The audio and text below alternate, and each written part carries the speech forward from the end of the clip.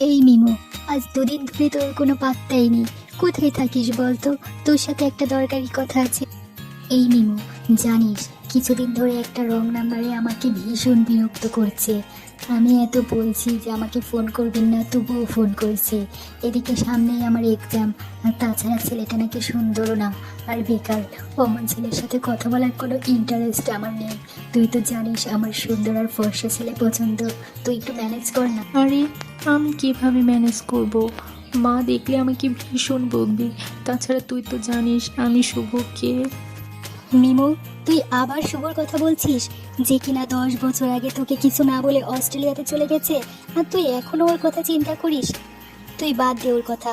আর এই ছেলের সঙ্গে আমি তোকে প্রেমও করতে বলছি না, শুধু 3 মাস কথা বল, তারপরে ব্যাপারটা আমি দেখে নেব। এমনিতেই মজা করব, আর আমার পড়াশোনার যে অবস্থা, এখন যদি কথা বলি নির্ঘাত ফেল করব। শুভর পরে তুই আমার সব থেকে কাছের বন্ধু লিজা। ঠিক আছে, আমি কথা বলবো, তুই কোনো টেনশন করিস না। হ্যালো, কেমন আছেন? আপনার নামটা কিন্তু আমাকে এখনো বলেননি। হাই, আমি মিমো। কেন, আগেই তো আপনাকে আমার নাম বলেছিলাম, আপনি হয়তো বা খেয়াল করেননি। আজকে আপনার কণ্ঠটা কেমন অন্যরকম লাগছে, মনে হচ্ছে যেন অন্য কারোর সাথে কথা বলছি। কেন, খুব খারাপ লাগছে নিশ্চয়ই? যদি খারাপ লাগে তাহলে আর ফোন করেন না। আরে আমি কখন বললাম যে খারাপ লাগছে? বরঞ্চ আগেরটার থেকে আরও বেশি ভালো লাগছে। আরে আপনি কি আমার সাথে ফ্লার্ট করছেন? মেয়েদের মন কিভাবে জয় করতে হয় মনে হয় আপনার ভালোই জানা আছে। তা আপনার সম্পর্কেও কিছু বলুন, যেমন আপনার নাম, কি করেন। না, এবার আর ফোনে কথা বলে হবে না। কালকে আসুন, সরাসরি কথা বলি। দেখি জানি আপনাকে যতটা সুন্দর ভেবেছিলাম, আপনি তার থেকেও অনেক বেশি সুন্দর, আমার কল্পনার থেকেও বেশি সুন্দর। আসলে এই প্রথম আমি কোনো মেয়ের সঙ্গে মিট করছি। কিভাবে মেয়েদের সাথে কথা বলতে হয় আমি তাও জানি না। কি হলো, আপনিও কিছু বলুন। চুপ করে আছেন কেন? আমাকে কি আপনার পছন্দ হয়নি? চেহারাটা আমার কাছে ম্যাটার করে না, আপনি কেমন মানুষ এটাই আমার জানার বিষয়। আর আজকে আমি আপনাকে কিছু সত্যি কথা বলতে চাই। আপনি প্রথম কয়েকদিন যার সঙ্গে কথা বলেছিলেন সে কিন্তু আমি না, আমার বান্ধবী লিজা, আর আমার নাম মিমো। কিন্তু একটা কথা বলবো, আপনার সাথে কথা বলতে বলতে আপনার প্রতি আমার দুর্বলতা চলে এসেছে। আরে এটা কোনো কথা হলো? তোমার বান্ধবী তো একটা ওসিলা মাত্র। আল্লাহ হয়তো বা চান আমরা দুজন এক হই। আজকে তোমাকে আমি সরাসরি একটা কথা বলতে চাই। আমার বিয়েরও বয়স হয়েছে, বাড়ি থেকেও বিয়ের জন্য চাপ দিচ্ছে। তুমি যদি রাজি থাকো, আমি তোমাকে বিয়ে করতে চাই। তোমার মায়ের কাছে প্রস্তাব নিয়ে যেতে চাই। কি বলো মিমো, তুমি কি আমাকে বিয়ে করবে? মা, এই হলো গিয়ে মিমো। আমি একে ভীষণ পছন্দ করি। তুমি যদি রাজি থাকো, তাহলে আমি মিমোকে খুব শীঘ্রই এবাড়ির বউ করে আনতে চাই। মাশাআল্লাহ, কি মিষ্টি মেয়ে! কেন পছন্দ হবে না বাবা?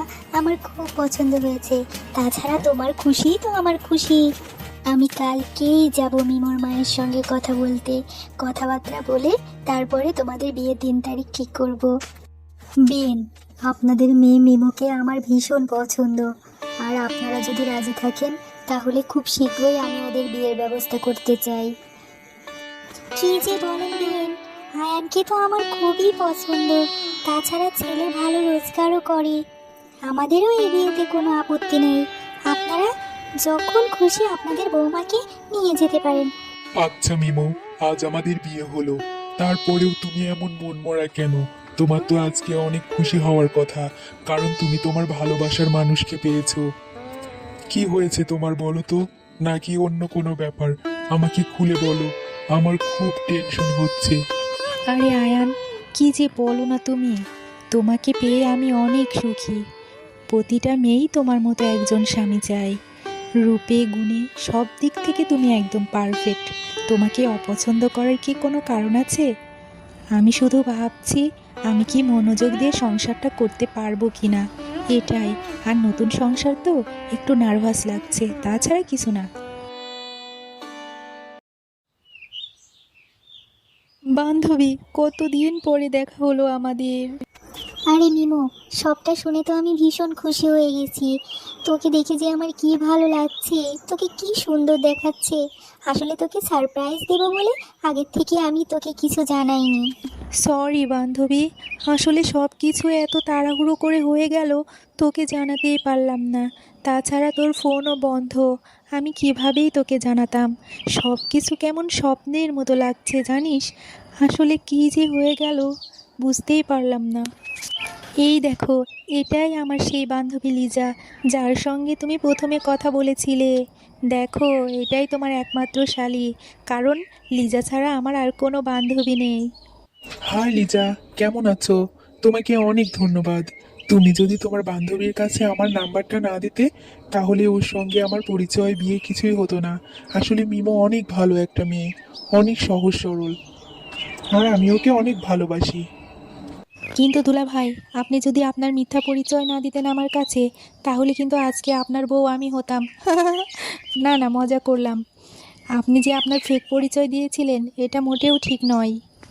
আর হ্যাঁ, এসেই যখন পড়েছি, সহজে যাচ্ছি না। শালি আধা ঘরোয়ালি, জানেন তো। আরে শালিকা, কি যে বলো! যতদিন খুশি তুমি থাকতে পারো। মিমো তো একা থাকে, আমি সারাদিন বাইরে থাকি, তোমাদের বেশ ভালোই লাগবে।